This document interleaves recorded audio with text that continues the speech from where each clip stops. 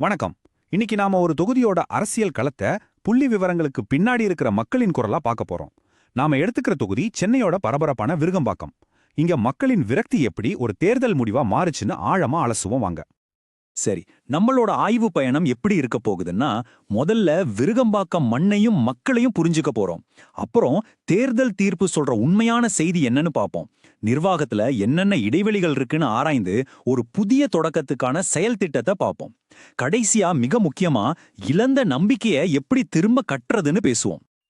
எந்த ஒரு தேர்தலையும் புரிஞ்சுக்கிறதுக்கு நாம முதல்ல அந்த மக்களோட அன்றாட போராட்டங்களை புரிஞ்சுக்கணும். அவங்க தினமும் சந்திக்கிற உண்மையான சவால்கள் என்ன, அங்கிருந்துதான் நம்மளோட அலசல் தொடங்குது. நாம இப்ப இருக்கிறது சென்னையோட இதய பகுதியில. விருகம்பாக்கம் 100% ஒரு நகர்ப்புற தொகுதி. இது கிராமப்புற கதை இல்ல, இது நவீன நகர வாழ்க்கையோட சிக்கல்களும் கனவுகளும் அரசியலை தீர்மானிக்கிற ஒரு கதை. இந்த எண்கள் வெறும் புள்ளி விவரங்கள் இல்ல, இதுதான் அந்த மண்ணோட சமூக கட்டமைப்பு. பல மதங்களை சேர்ந்த மக்கள் இங்க ஒன்னா வாழ்றாங்க. குறிப்பா இங்க இருக்கிற 16.8% பட்டியல் சாதி மக்கள் சமூக நீதியையும் எல்லாரையும் உள்ளடக்கிய வளர்ச்சியையும் நிர்வாகத்தோட மையத்துல வைக்கணும்னு நமக்கு ஞாபகப்படுத்துறாங்க. இங்க ரொம்ப சுவாரஸ்யமான விஷயம் என்னன்னா, மக்கள் சொல்ற நூத்துக்கணக்கான பிரச்சனைகள் எல்லாமே சுத்தி சுத்தி இந்த 3 அடிப்படை விஷயத்துல தான் வந்து நிக்குது. தண்ணி, ரோடு, அப்புறம் வேலை வாய்ப்பு. இது மூணும் தான் அவங்களோட அன்றாட வாழ்க்கையையும் கண்ணியத்தையும் தீர்மானிக்குது. முதல்ல தண்ணி. ஒரு காலத்துல உயிர்நாடியா இருந்த விருகம்பாக்கம் கால்வாய் இன்னைக்கு ஒரு சாபமா மாறியிருக்கு. தூர் வாராம அடைச்சு கிடக்கிறதால ஒவ்வொரு வருஷமும் 18,000 வீடுகளை வெள்ளம் தாக்குது. யோசிச்சு பாருங்க, இது வெறும் ஒரு செய்தி இல்ல, இது ஆயிரக்கணக்கான குடும்பங்களோட உழைப்பையும் நிம்மதியையும் அடிச்சிட்டு போற ஒரு சோகம். இது இயற்கை சீற்றோன்னு சொல்ல முடியாது, இது முழுக்க முழுக்க நிர்வாகத்தோட தோல்வி. அடுத்து ரோடு. அப்புசாலி தெரு, ஆற்காடு சாலை மாதிரி முக்கிய வீதிகள் நிர்வாகத்தோட அலட்சியத்துக்கு தினமும் சாட்சியாயிருக்கு. இந்த ரோடுகள் வெறும் பாதைகள் இல்ல, இது இந்த பகுதியோட பொருளாதாரத்தோட நரம்புகள். இது சரியில்லாததால தினமும் மக்களின் நேரமும் பணமும் வீணாகுது, வியாபாரம் பாதிக்குது. கடைசியா வேலை. தமிழ்நாட்டோட வேலையில்லா திண்டாட்ட விகிதம் 5.2%. விருகம்பாக்கம் இளைஞர்களுக்கு ஒரு தனிப்பட்ட நெருக்கடி. படிச்ச திறமையான இளைஞர்கள் வேலை இல்லாம இருக்கிறது அவங்களோட தன்னம்பிக்கைய சிதைக்குது, எதிர்காலத்தையே கேள்விக்குறியாக்குது. சரி, இந்த கோபம், இந்த விரக்தி எல்லாம் ஓட்டுல எப்படி எதிரொலிச்சுது? வாங்க இப்போ தேர்தல் புள்ளி விவரங்கள் சொல்ற கதைய ஆழமா பாப்போம். மக்கள் கொடுத்த தீர்ப்பு ரொம்ப தெளிவா சில விஷயங்களை சொல்லுது. இந்த நம்பர்ஸ் பாருங்க. 2016ல அதிமுக ஜெயிச்சது ரொம்ப மெல்லிய வாக்கு வித்தியாசத்துல. ஆனா வெறும் 5 வருஷத்துல 2021ல திமுக 10%க்கும் மேல வாக்கு வித்தியாசத்துல ஒரு பெரிய வெற்றியை பதிவு செஞ்சிருக்கு. இது ஏதோ சின்ன மாற்றம் இல்ல, இது ஒரு பெரிய அரசியல் அலை. ஆனா இங்கதான் ஒரு முக்கியமான கொஞ்சம் ஆச்சரியமான விஷயமும் இருக்கு. இவ்ளோ பெரிய அரசியல் மாற்றம் நடந்தும் ஓட்டு போட்டவங்களோட எண்ணிக்கை குறைஞ்சிருக்கு. இந்த சின்ன சரிவை என்ன சொல்லுதுன்னா, மக்களுக்கு இருக்கிற தேர்வுகள் மேல ஒருவித சோர்வும் ஏமாற்றமும் வந்திருக்குன்னு காட்டுது. இதுதான் ரொம்ப ரொம்ப முக்கியமான பாயிண்ட். 2021 தேர்தல்ல கிட்டத்தட்ட 1/5 வாக்காளர்கள், அதாவது 20% பேரு 2 பெரிய கட்சிகளையும் வேணான்னு சொல்லி மத்தவங்களுக்கு ஓட்டு போட்டிருக்காங்க. மக்கள் நீதி மையமும் நாம் தமிழர் கட்சியும் கணிசமான வாக்குகளை வாங்கியிருக்கு. இதுக்கு என்ன அர்த்தம்னா, ஒரு பெரிய மக்கள் கூட்டம் ஒரு புதிய மாற்றத்தை தேடிட்டு இருக்காங்க. நம்ம அரசியலமைப்பு சட்டம் ஒவ்வொரு தனிமனிதனோட கண்ணியத்தை பத்தி பேசுது. கண்ணியம்னா என்ன?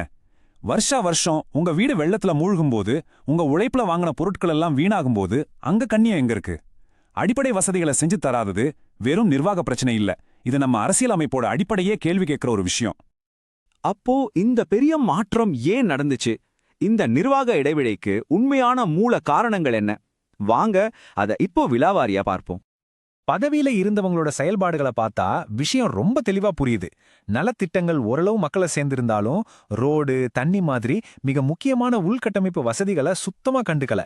அதோட தொடர் சர்ச்சைகளால மக்கள் நம்பிக்கை மொத்தமா போயிடுச்சு. நம்பிக்கை போன இடத்துல ஆட்சி நிக்காது. இந்த சூழ்நிலைய ஒரு சவாலாளர் எப்படி ஜெயிக்கலாம்? அதுக்கு நம்மகிட்டயே ஒரு சூப்பரான வியூகம் இருக்கு. அதுதான் சாதுர்முக கோட்பாடு. அதாவது 4 முகம் கொண்ட வியூகம். சிவனோட ஆக்ரோஷத்தோட நிர்வாக தோல்விகளை ஆதாரத்தோட தாக்குறது. விஷ்ணுவோட ஸ்திரத்தன்மையோட ஒரு நிலையான ஆட்சியை கொடுப்பேன்னு நம்பிக்கை தரது. பிரம்மாவோட படைப்பாற்றலோட இளைஞர்களுக்கு திறன் மேம்பாட்டு மையம் மாறி புது திட்டங்களை உருவாக்குறது. கடைசியா துர்க்கையோட பாதுகாப்பு மாறி எல்லா மக்களுக்கும் பாதுகாப்புன்னு உறுதியளிக்கிறது. இந்த நாளும் சேரும்போது வெற்றி நிச்சயம். வெறுமனே குறைகளை சொல்றதால மட்டுமே ஜெயிக்க முடியாது. அதுக்கு ஒரு தீர்வையும் முன்வைக்கணும். அது வெறும் வாக்குறுதியா இல்லாம மக்களோட செய்யற ஒரு செயல்திறன் ஒப்பந்தமா இருக்கணும். செலவு எவ்வளவு காலத்துல முடிப்போன்னு தெளிவா சொல்லணும். முதல் திட்டம் கால்வாய் புனரமைப்பு. 50 கோடி ரூபாய் செலவுல 12 மாசத்துக்குள்ள இதை முடிக்கலாம். இதனால என்ன லாபம்? 18,000 குடும்பங்களோட வாழ்க்கைய பாதுகாக்கலாம். இது செலவில்ல, இது மக்களின் பாதுகாப்புக்கான ஒரு முதலீடு. 2வது திட்டம் சாலைகள் சீரமைப்பு. 20 கோடி ரூபாயில 6 மாசத்துல முக்கிய சாலைகளை புதுப்பிக்கலாம். இதனால வியாபாரம் பெருகும், விபத்துக்கள் பாதியா குறையும். இது மக்களின் அன்றாட வாழ்க்கைத் தரத்தை நேரடியா உயர்த்தும். 3வது ரொம்ப முக்கியமா எதிர்காலத்துக்கான முதலீடு. 15 கோடியில இளைஞர்களுக்கு ஒரு திறன் மேம்பாட்டு மையம். இதன் மூலம் 2000 இளைஞர்களுக்கு பயிற்சி அளிச்சு 1000 புதிய வேலைவாய்ப்புகளை உருவாக்க முடியும். இது இளைஞர்களுக்கு ஒரு புதிய நம்பிக்கையை கொடுக்கும். இந்த மொத்த திட்டமுமே மக்கள் சொல்றத கேட்டு அவங்க தரவுகளை வச்சுதான் உருவாக்குனது.